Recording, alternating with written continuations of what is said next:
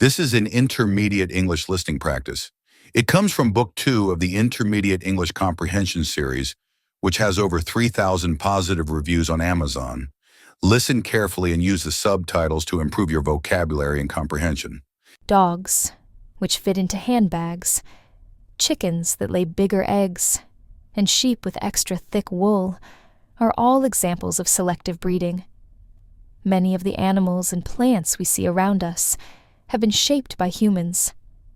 Indeed, we have been changing the way animals look for thousands of years. Selective breeding is when humans select which two animals to breed to produce new varieties of a species. For example, cats come in lots of different varieties or breeds. They may be different colors, shapes, and sizes, but they are still the same species. One example of selective breeding is the chicken. The jungle fowl is the ancestor of all chickens and is found in the forests of India and Southeast Asia. It was first domesticated about 3,500 years ago, and humans have been selectively breeding chickens ever since.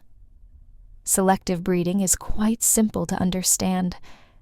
A farmer chooses a hen, which lays many eggs, and then breeds the hen with a male chicken, whose mother laid lots of eggs.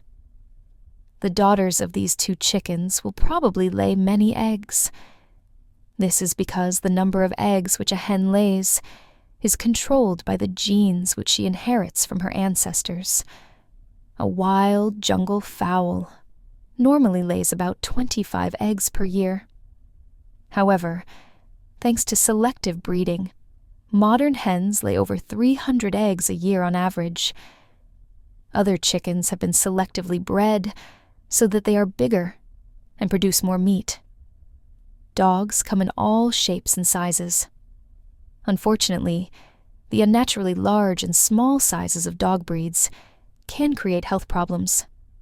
For example, small breeds of dog often suffer from heart problems, while large dogs like Mastiffs, St. Bernards, and Great Danes frequently have bone problems. Large dogs sometimes overheat because they can't cool down their bodies, whereas tiny dogs struggle to stay warm.